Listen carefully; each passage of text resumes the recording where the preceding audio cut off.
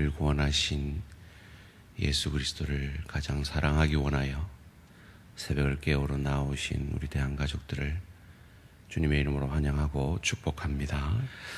살아계신 하나님, 참 감사합니다.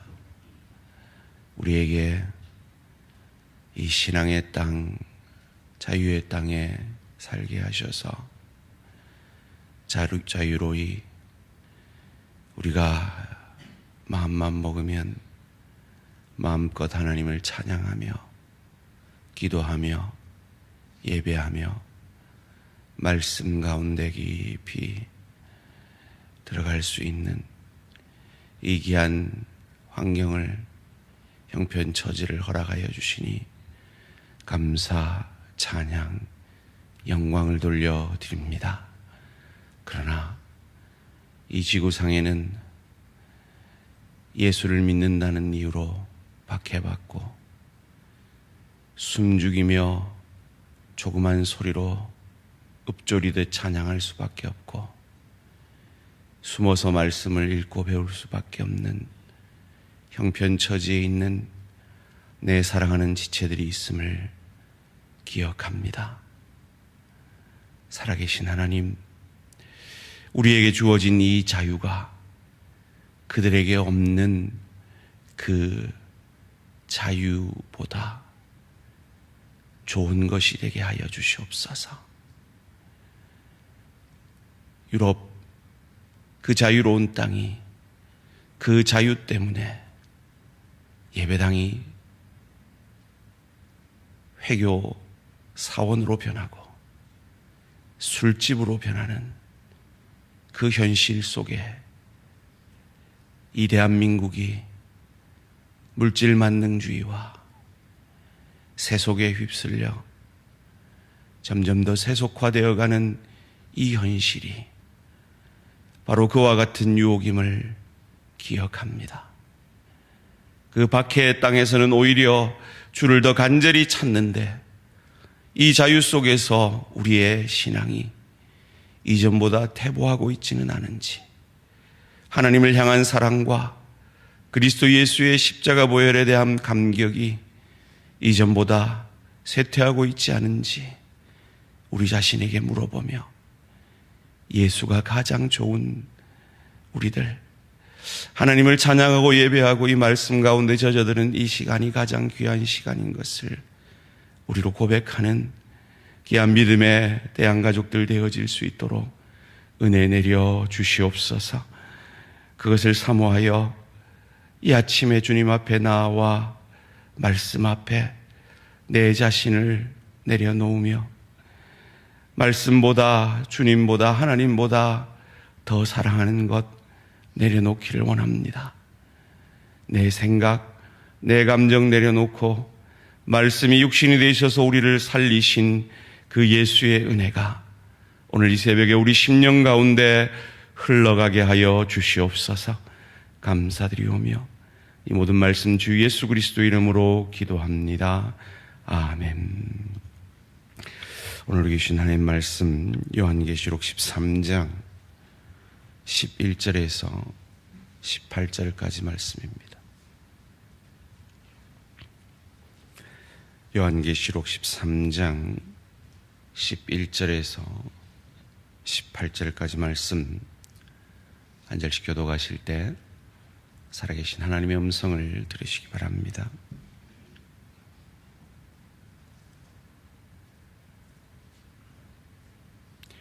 내가 보매 또 다른 짐승이 땅에서 올라오니 어린 양같이 두 뿔이 있고 용처럼 말을 하더라.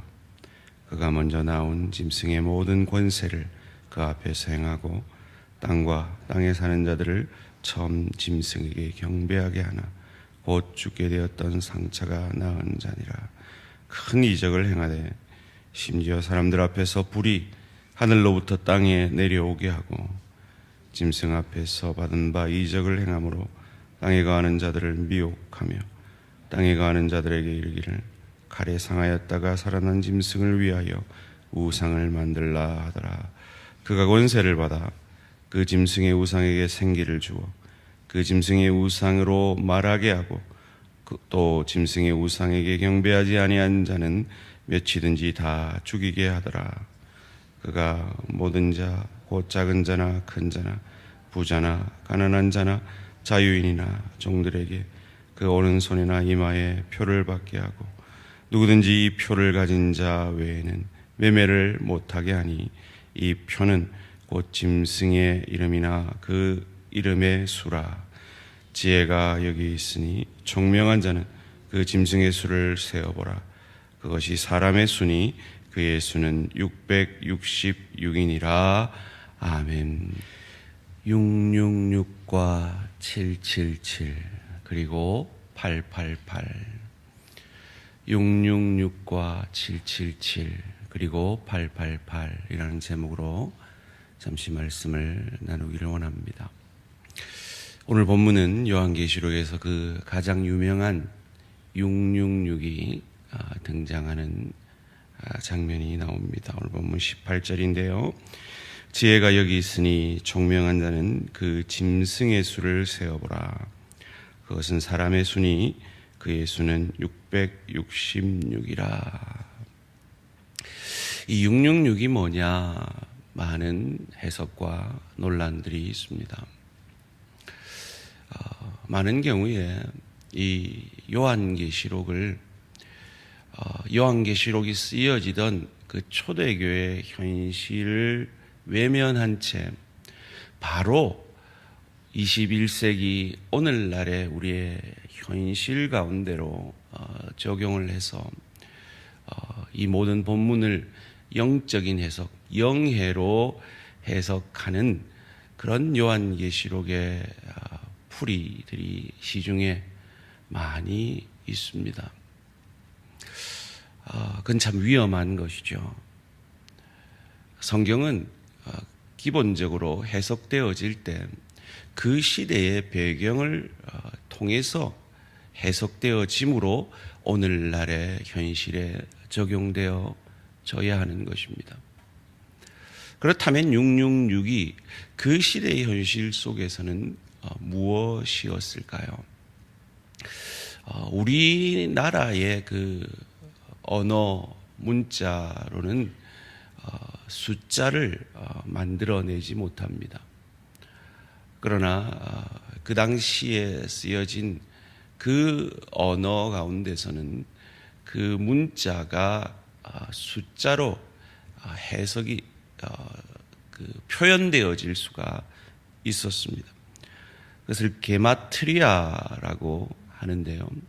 그 게마트리아의 원리로 이 666을 해석하면 바로 네로 황제의 이름이 바로 666으로 그 시대 사람들은 이해되고 현실로 받아들일 수가 있었던 것입니다.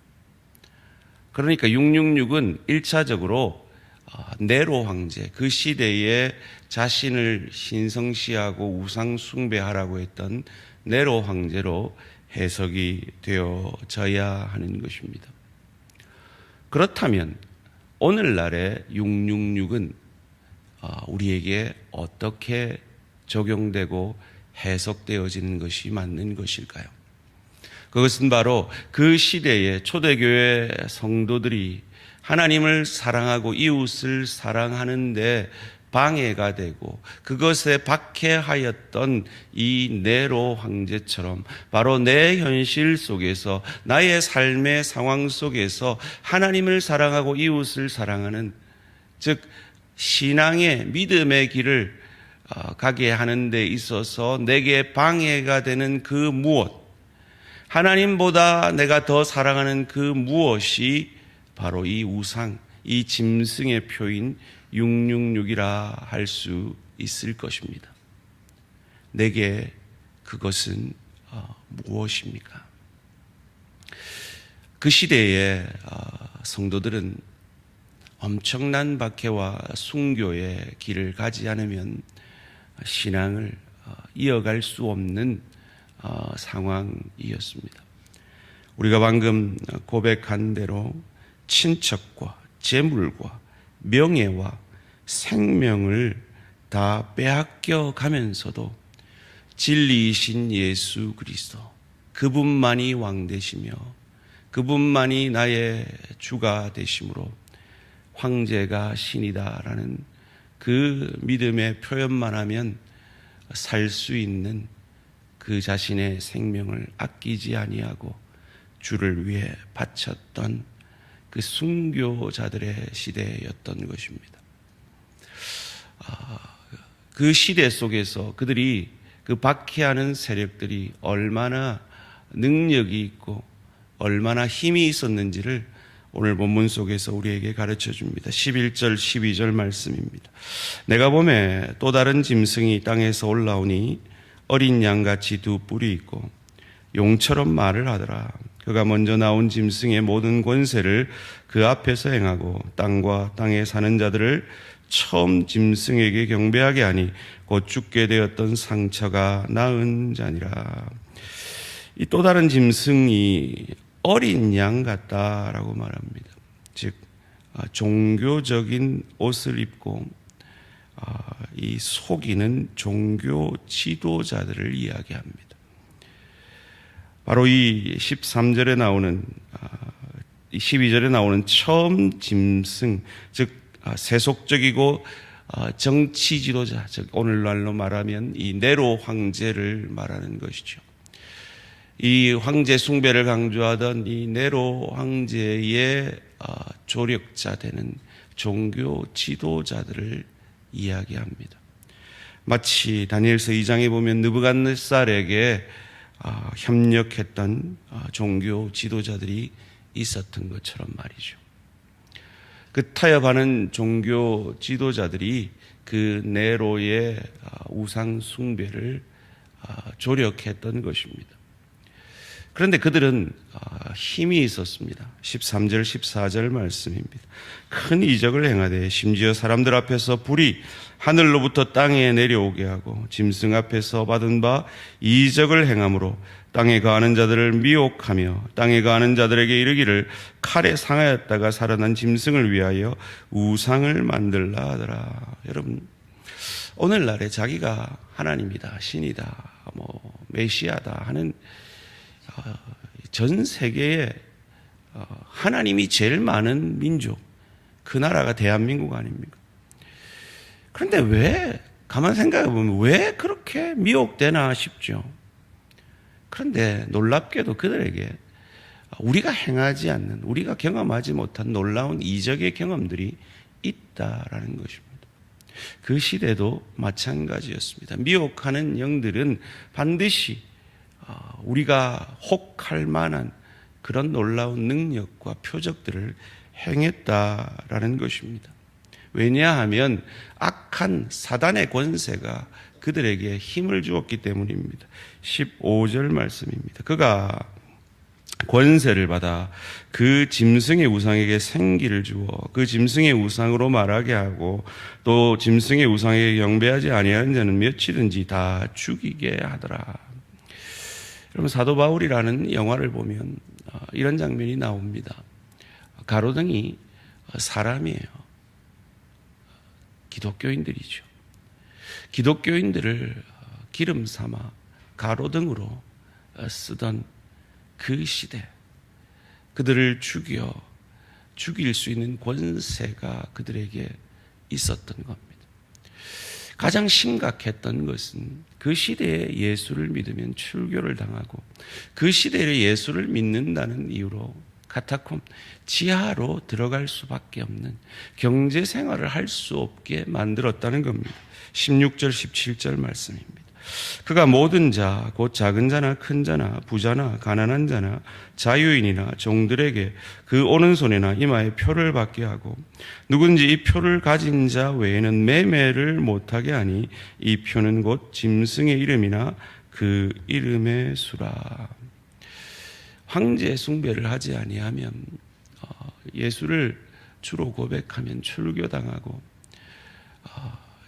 경제적 활동을 할 수 없었던 그 시대 속에서 과연 그 신앙을 타협하고 싶은 유혹을 받고 있는 그들에게 이 요한계시록은 어떤 소망이 될 수 있었을까요?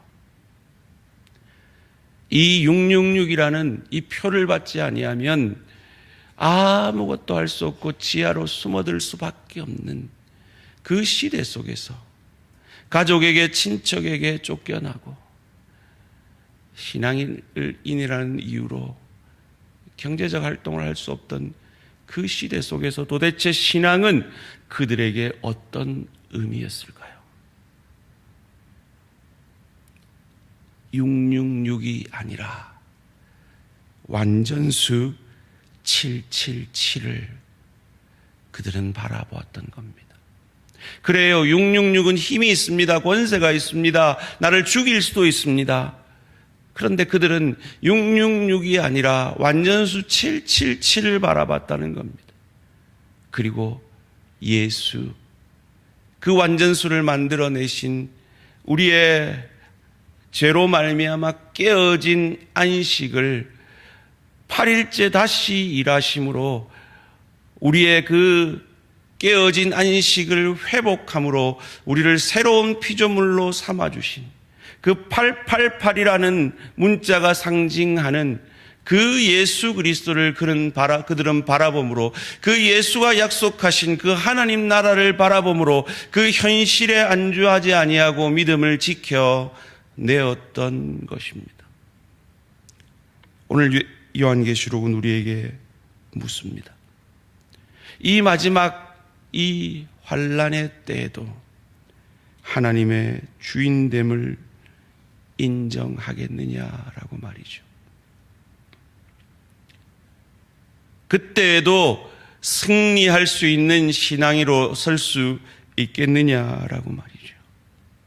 이 땅이 주는 것보다 천국에서 상 받을 것을 더 바라볼 수 있겠느냐라고 우리에게 묻고 있는 것입니다. 내게 666은 무엇입니까? 하나님을 사랑하고 이웃을 사랑하게 하지 못하는 그 무엇은 무엇입니까? 그것은 물질의 유혹일 수도 있습니다. 내 자존심일 수도 있습니다. 내가 가진 어떤 기준일 수도 있습니다. 그것이 무엇이든지 간에 666은 완전수 777에 미치지 못하며 그 완전수를 만들어내신 888이신 예수 그리스도에 미치지 못함을 믿으시기를 주님의 이름으로 축원합니다. 그러기에 더욱 우리의 남은 생명 있는 날 동안 하나님을 사랑하고 이웃을 사랑하며 그것에 방해되는 그 무엇이라도 내려놓고 그 유혹을 이길 수 있는 저와 우리 모든 성도님들 되시기를 주님의 이름으로 축원합니다. 살아계신 하나님 참 감사합니다. 오늘 현대를 사는 우리에게 666은 더 이상 우리의 생명을 위협하는 것도 아니고 우리의 경제 활동을 하지 못하게 하는 일도 아니요. 오히려 내게 무한정으로 주어진 자유와 내가 하고 싶은 말은 무엇이든지 할 수 있는 이 자유와 내가 하고자 하는 것은 무엇이든지 할 수 있는 이 자유 속에서 내가 하나님을 사랑하고 이웃을 사랑하게 하는 그것을 방해하는 그 무엇일 것입니다. 물질 만능주의 사회 속에서의 그것이 물질이 되어질 수도 있고 자신이 신이 되어져가는 이 사회 속에서 내 자존심이 되어질 수도 있고 내 평생 쌓아온 가치관과 내 기준일 수도 있을 것입니다. 그러나 그것이 무엇이든지 간에 그것이 하나님을 사랑하는 데 방해가 된다면 이웃을 사랑하는 데 방해가 된다면 그것의 유혹을 이길 수 있는 저희들 되게 하여 주시옵소서. 그럴 수 있는 이유는 그것이 아무리 달콤한 666이라도 그것이 아무리 내 생명을 위협하는 그것일지라도 그것은 완전수 777에 미치지 못하며 그 완전수를 만들어내신 888이신 예수 그리스도의 권세에 미치지 못하는 것이기 때문임을 믿고 주님 부르시는 그날까지 이 믿음의 길을 우리에게 주어진 자유를 통하여 하나님을 사랑하고 이웃을 사랑하는 것으로 사용하는 복된 인생 되게 하여 주시옵소서. 주님, 사랑하는 대한가족 가운데 암으로 투병하는 내 지체들 주님 찾아가 주시고 만나 주시고 위로하여 주시고 이 세상의 위협 앞에서 주가 더 크심을 믿음으로 고백하며 승리케 하여 주시옵소서. 감사드리오며 이 모든 말씀 주 예수 그리스도의 이름으로 기도합니다. 아멘. 하늘에 계신 우리 아버지여, 이름이 거룩히 여김을 받으시오며 나라가 임하시오며 뜻이 하늘에서 이루어진 것 같이 땅에서도 이루어지이다. 오늘 우리에게 일용할 양식을 주시옵고 우리가 우리에게 죄 지은 자를 사하여 준 것 같이 우리 죄를 사하여 주시옵고 우리를 시험에 들게 하지 마시옵고 다만 악에서 구하시옵소서. 나라와 권세와 영광의 아버지께 영원히 있사옵나이다. 아멘. 오늘은 성광교회 나성욱 목사님을 위한 기도의 제목입니다. 예배가 살아있는 교회, 기도가 뜨거운 교회, 전도에 앞장서는 교회 되게 하소서.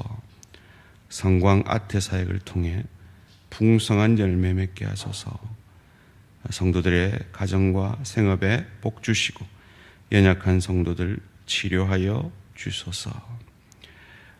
예배를 위해서, 성광 아트 사역을 위해서, 성도들의 가정과 치유함을 위해서 성광교회 나성욱 목사님을 위해 기도해 주시기 바랍니다. 오늘 하루도 승리하시기 바랍니다.